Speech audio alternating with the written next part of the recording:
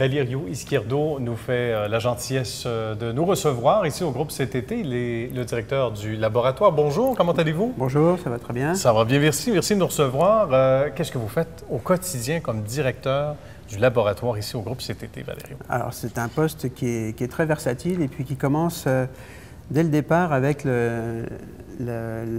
l'information donnée aux clients potentiels qui veulent utiliser les services du laboratoire textile au CTT. Très bien. Alors, quand je dis orientation, au fond, c'est pour expliquer les différentes possibilités, les différents moyens de caractérisation des matières textiles et annexes qu'on a de disponibles ici pour l'industrie, pour les manufacturiers et pour les utilisateurs finaux de tout matériau textile. Bien, c'est assez fascinant. Ça regroupe et ça met en œuvre un tas de gens issus de différentes sphères. Avec votre expertise à vous, avec celle des individus, vous êtes combien au groupe CTT à travailler? Alors, le groupe CTT, c'est une soixantaine de personnes, incluant des techniciens de laboratoire, des ingénieurs textiles ou autres domaines industriels, incluant aussi des chercheurs, des docteurs, des maîtrises dans différents domaines industriels. Bien. Vous avez une très belle collaboration aussi avec le Cégep de Saint-Hyacinthe, il faut le dire, et évidemment avec des gens qui sont haut gradés, qui ont des diplômes enviables, et ça, c'est une collaboration que vous maintenez déjà depuis un bon moment. Oui, tout à fait. Alors, l'industrie textile a tellement évolué ces dernières années que finalement, dans les activités du laboratoire, on est obligé de servir des domaines aussi bien de la chimie, de la mécanique, mais tout ce qui est, on traite aussi toutes les demandes concernant les vieillissements accélérés, des propriétés de comportement sous différentes conditions de température et d'humidité, ainsi que la toxicité des matériaux qui peuvent relarguer certains produits chimiques sous certaines conditions. D'accord. Donc ça oblige à développer certaines compétences et en fait, on travaille beaucoup en partenariat avec des universités et des collèges, dont le collège de Saint-Hyacinthe, pour développer nos compétences internes et aussi pour faire avancer certains projets de recherche. Bien. Pour vous donner un exemple, juste l'année dernière, on a eu une vingtaine d'étudiants stagiaires ici du Cégep de Saint-Hyacinthe, alors dans des domaines industriels comme les biotechnologies, les sciences naturelles ou même l'informatique. Donc c'est des domaines qui sont loin de l'industrie textile telle qu'on peut se l'imaginer traditionnelle et qui montrent une évolution. Pour la partie universitaire, on a des stagiaires qui viennent de partout à travers le monde, ça peut venir d'Europe, d'Afrique, du Canada évidemment.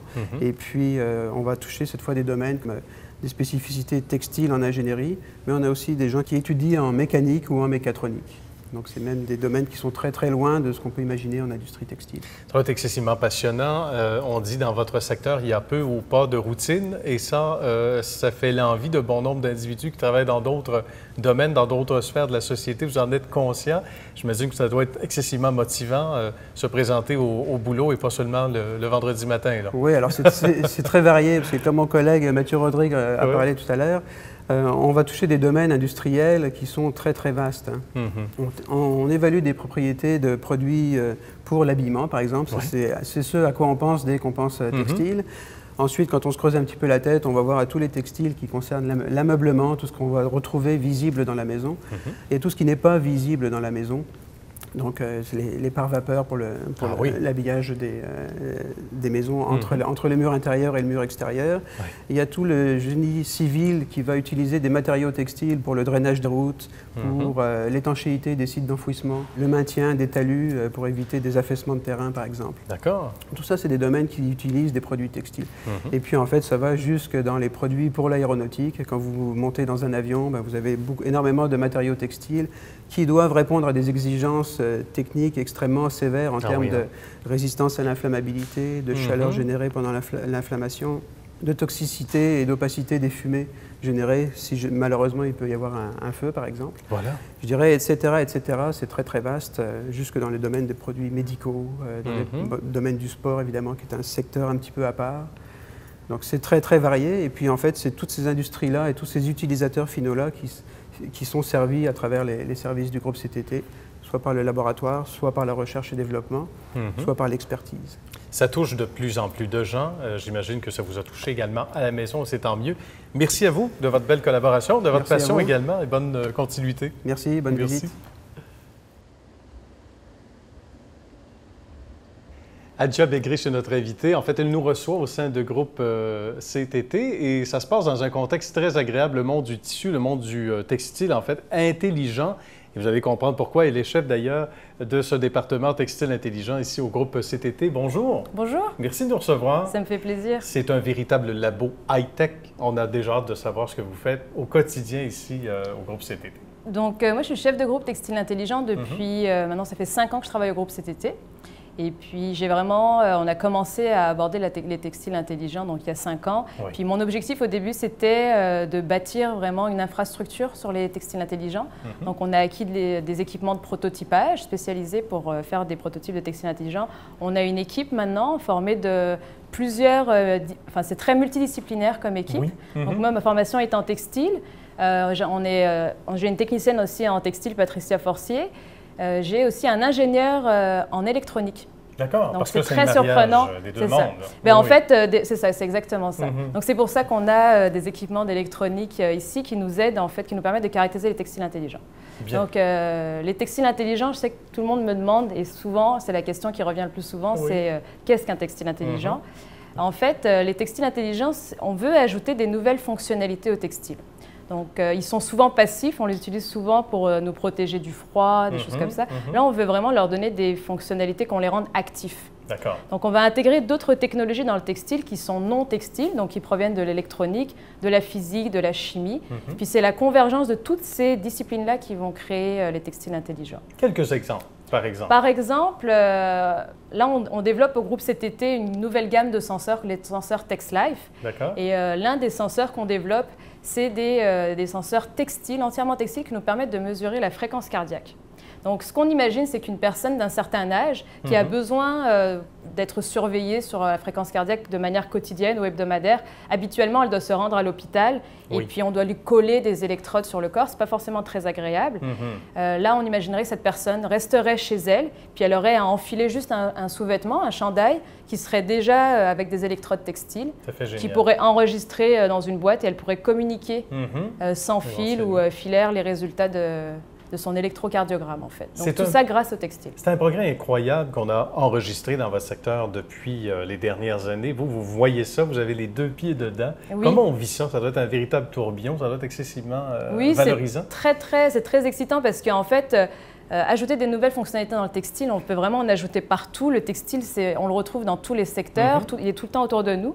Donc, il y a beaucoup de potentiel d'application et on voit vraiment que les textiles intelligents, c'est la nouvelle génération des textiles. Les produits dont on parle maintenant se retrouvent dans le commerce là. Donc, et puis, on apprend continuellement parce qu'on parle différents langages avec des électroniciens, des chimistes. Donc, on apprend continuellement. C'est une très belle rencontre que l'on vient de faire. Merci à vous. Bonne continuité. Merci. Et puis, merci d'avoir partagé votre passion avec nous. Ça m'a fait plaisir. Merci. Il est chargé de projet du côté du groupe CTT. Il nous fait la gentillesse de nous recevoir. Yann Sadi est notre invité. Bonjour Yann, merci d'être là. Et merci de nous recevoir également dans votre environnement. Yann, parlez-nous de votre quotidien ici au groupe CTT. Ça ressemble à quoi? C'est ça, mon quotidien ici, c'est de développer en partie des nouveaux textiles. Je suis chargé de projet dans un secteur qui s'appelle les textiles techniques et fonctionnels. D'accord. Donc c'est aller un petit peu plus loin que le textile habituel, l'habillement qu'on côtoie tous les jours. Aller dans le développement de nouvelles propriétés, améliorer les propriétés, améliorer la durabilité, ce genre de choses. Et un de nos principaux objectifs actuellement, un de nos grands projets de recherche, c'est le vêtement de pompier du futur. On développe un nouveau vêtement de pompier avec de nouvelles propriétés. L'idée, c'est d'améliorer le confort aussi, je pense, la sécurité. Mais le confort, le poids, on dit que souvent, pour connaître des gens qui sont pompiers, c'est pas toujours évident, c'est pas toujours facile. On est appelé à travailler longtemps avec le même équipement, c'est souvent lourd. Donc, vous arrivez à travailler avec des composantes qui sont à la fois sécuritaires, plus légères aussi. C'est ça, exactement. L'idée est d'améliorer le confort par le poids, mais aussi le confort thermique, améliorer la thermorégulation thermique, parce qu'un des plus grands problèmes des pompiers, c'est pas le feu, une des plus grandes causes de décès, c'est pas le feu, contrairement à ce qu'on peut l'imaginer, mais c'est le stress thermique.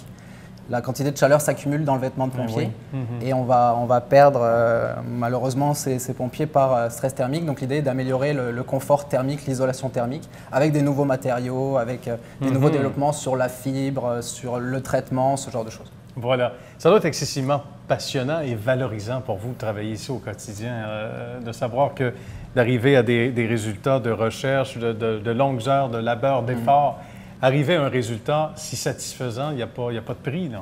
Non, c'est vraiment intéressant. C'est vraiment sortir de l'habituel, du textile habituel et aller plus loin, apporter des nouvelles propriétés, apporter de la protection supplémentaire à des personnes qui en ont besoin. Et c'est vraiment valorisant et très intéressant. Le textile va beaucoup plus loin maintenant.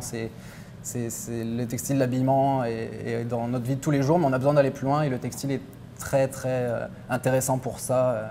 Exactement. C'est de la haute technologie. Exactement, dans les fibres. Merci beaucoup, Yann. C'était un plaisir. Bonne continuité. Merci beaucoup. Merci à vous.